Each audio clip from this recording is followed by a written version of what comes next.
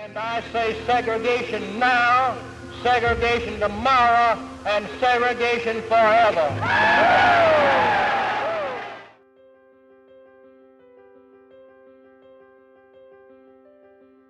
Racial discrimination against African Americans has been a problem in our society since the start of slavery, which led to present-day inequalities in education and the workplace. After the abolishment of slavery, freedmen were segregated from public transportation, public accommodations, and schools. We can see this inequity if we look at the Plessy versus Ferguson case. Homer Plessy was an African American who refused to sit in a train seat specifically for Black people. However, this case was applied to discrimination in schools because the Supreme Court ruled that racial segregation was constitutional and supported the idea of separate but equal accommodations. Over time, though, education got better for African Americans due to the Civil Rights Act of 1964 and the Brown versus Education case, which ruled that segregated schools were illegal. Even with these rulings, segregated schools and their impact persisted, and African Americans continued to receive poor education.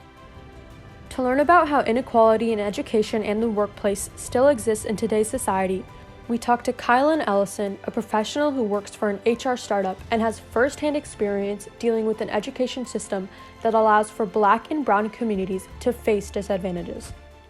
Quite frankly, I had to pay my way through college. My family and my parents couldn't afford to pay for that experience, and that changes the access to colleges that you're able to go to, right? When you come from an affluent family who's able to pay your way through college, you can go to the Yales, the Harvards, the MITs of the world. Those are very private schools that are very expensive. Schooling in specifically Black and Brown communities is extremely important. It opens up a pathway to being able to be hired for jobs where they require a certain degree or high level of education. When you are coming from a Black or Brown community, it is actually very advantageous for you to have a higher level education, because it does give you a foot in the door. It does give you kind of a little bit of proof to be able to say, I can do this and here's why I'm qualified. Along with credibility, higher education provides opportunities for African Americans to make connections and network with people they would have otherwise not been exposed to if they did not go to college. However, as we mentioned earlier, receiving this education is not feasible for many. There are so many Black and Brown folks who had the grades and have the experience and have the ability to be successful in those places, but those places actually end up being less diverse because they are so expensive. As a result, workplaces often cannot find people in these communities to hire because they often don't have the level of education required.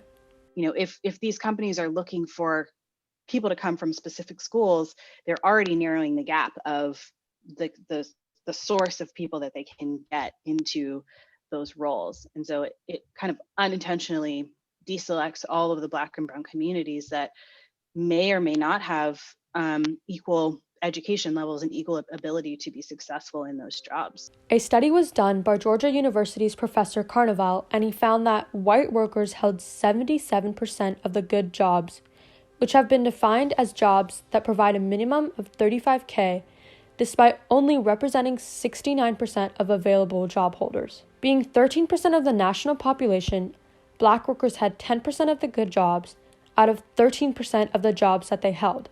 One factor that contributes to this statistic is that only 41% of young white Americans are enrolled in colleges compared to just 36% of young African Americans. Additionally, 33% of white people have a bachelor's degree, while only 19% of African Americans do. Kylan told us about how individuals can help to make a difference. Someone who is working in tech is thinking about, okay, what are the ways that we can reduce inequities when we're hiring folks into our company?